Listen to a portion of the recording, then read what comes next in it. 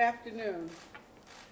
The voters have spoken, and while the outcome is not what we hoped for, I respect their decision. In November of 2022, Alameda County took a huge step forward toward a better criminal legal system. In January of 2023, I took office, and since then I've fought to bring change and help to a broken criminal justice system. Under my leadership as district attorney, we made incredible strides towards serving the victims in this county.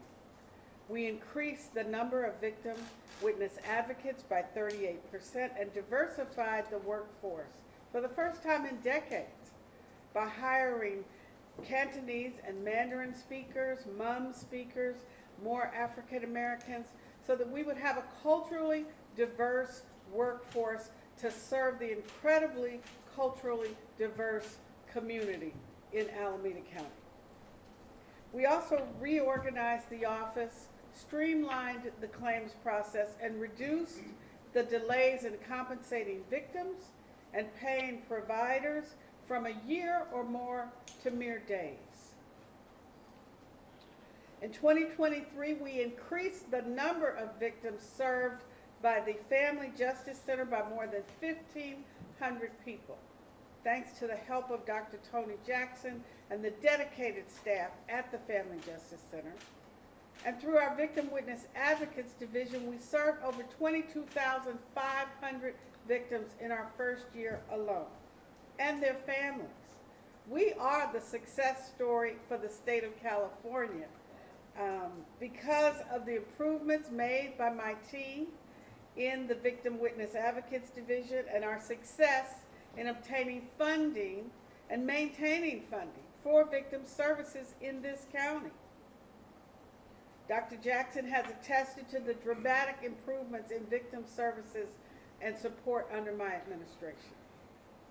We introduced technology to ensure that victims receive proper notification of court dates and information on cases and reports of child abuse countywide, which had been ignored.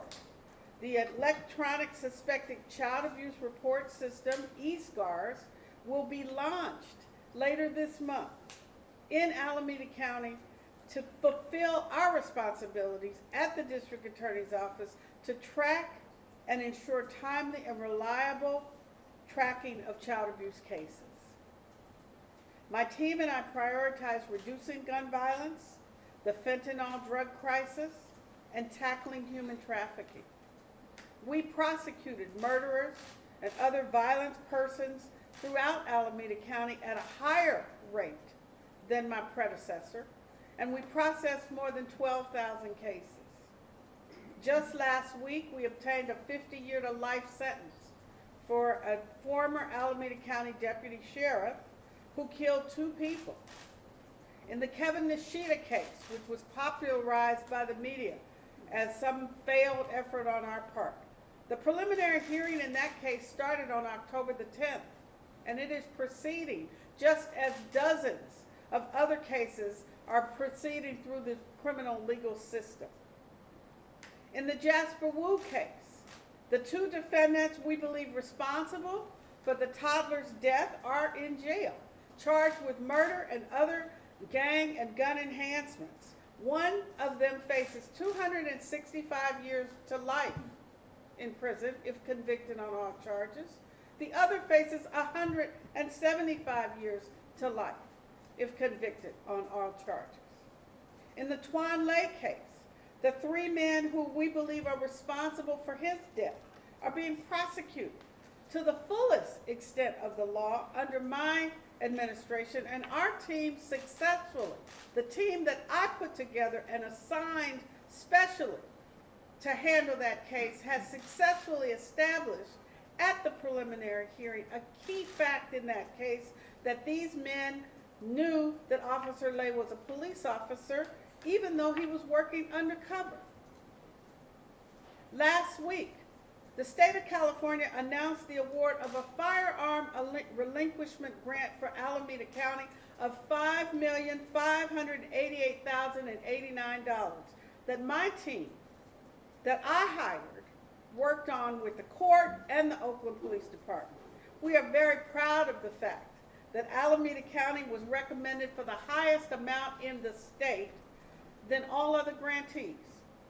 Since June of 2024, when I convened the second gun violence roundtable, we have been working collaboratively with the Alameda County Department of Public Health to produce an up-to-date report on gun violence in Alameda County, the first one produced by this office in over 6 years.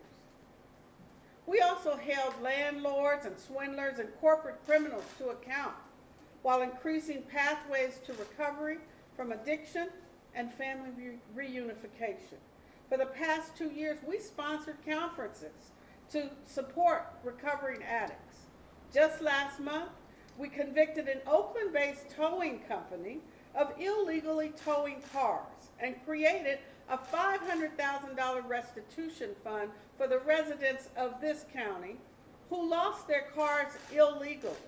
There was a criminal conviction as well as the restitution fund. We are suing insurance companies whom we believe illegally defrauded consumers in Alameda County on both home and insurance policies.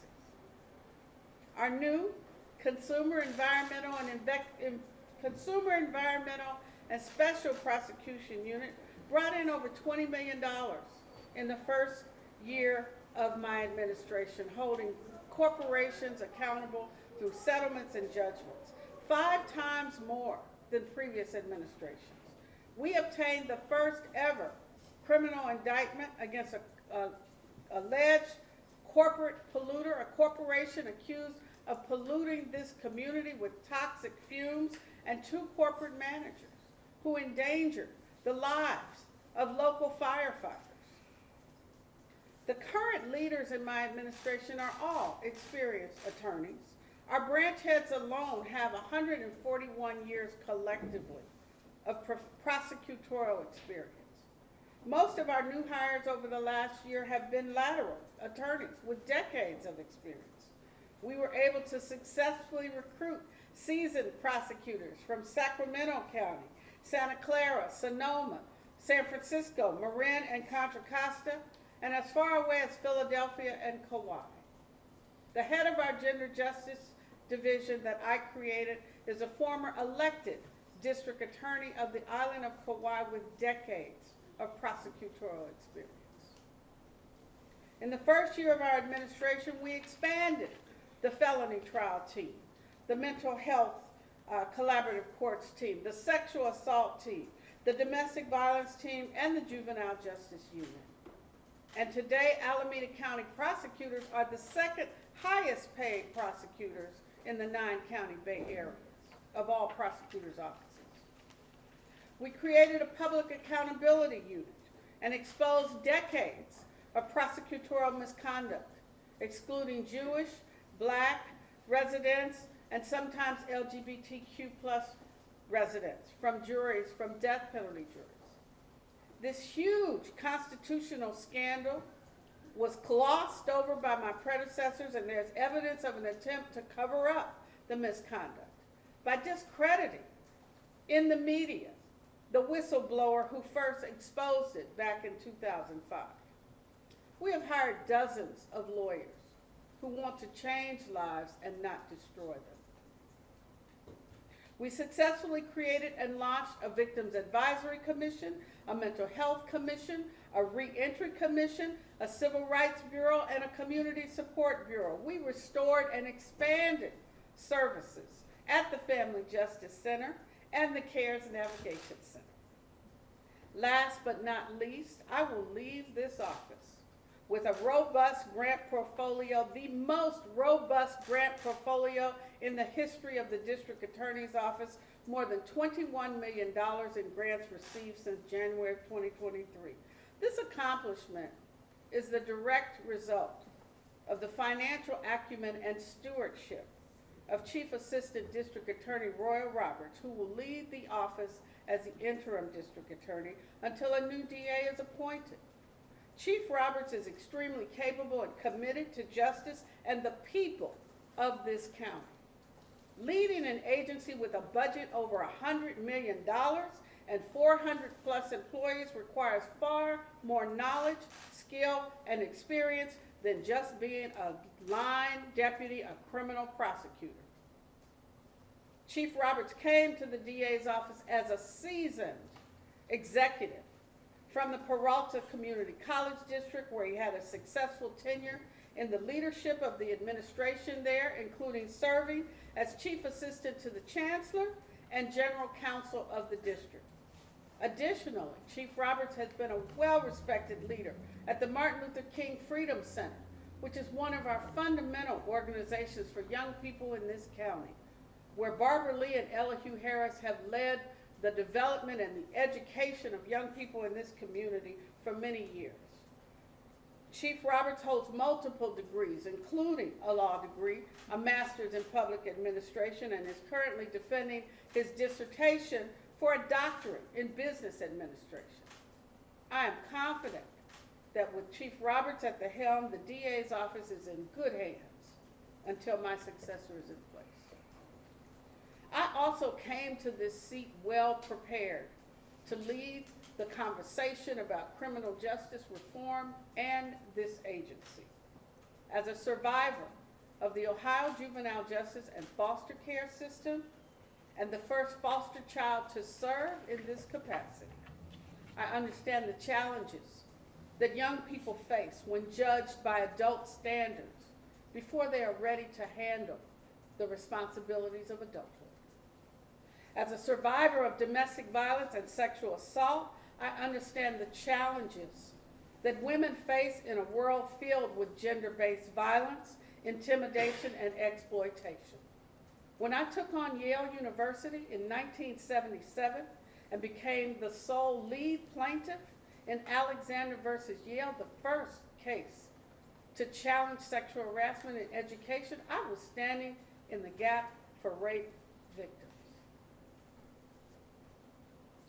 Our tenacity established sexual harassment as a violation of Title IX and led to the first grievance procedures for sexual harassment at universities across this country, as well as every high school, elementary school. It was that case that established the bar. As someone who then spent 30 plus years of her professional life fighting for victims and successfully helping them rebuild their lives, I understand the challenges victims face who experience trauma and loss. I often use my own money to help make sure that people got justice in an unjust system, got their day in court, and fought to bring justice to so many people in this community. As one of a handful of black women to stand before the United States Supreme Court and successfully argue a case to establish the standard for a racially hostile environment, I know the devastation that racial bias in the workplace can cause to an employee and his family, or her family. When Abner Morgan and I won his racial harassment case in the United States Supreme Court 22 years ago, we knew that we were opening the door for millions of workers to pursue harassment claims in the workplace based on race, religion, gender, disability, national origin, and retaliation. As someone who sued the California Department of Corrections over and over and over again for gender discrimination, retaliation, and race discrimination, and led the design of the injunctive relief order that established a statewide policy, was the basis for a statewide policy to protect women correctional officers from harassment, I came to this position with a front row seat to the flaws in our state correctional system. I'm heartened knowing that when I leave this office, I will do so immensely proud of the work that we have done to improve the office and move the needle of criminal justice reform. None of it would have been possible without the dedication of my executive leadership team, my incredible executive leadership team, our dedicated Protect the Win volunteers who tried mightily to save Alameda County from this day. and the unwavering support of my family. From the bottom of my heart, to those of you who are here, thank you. Thank you.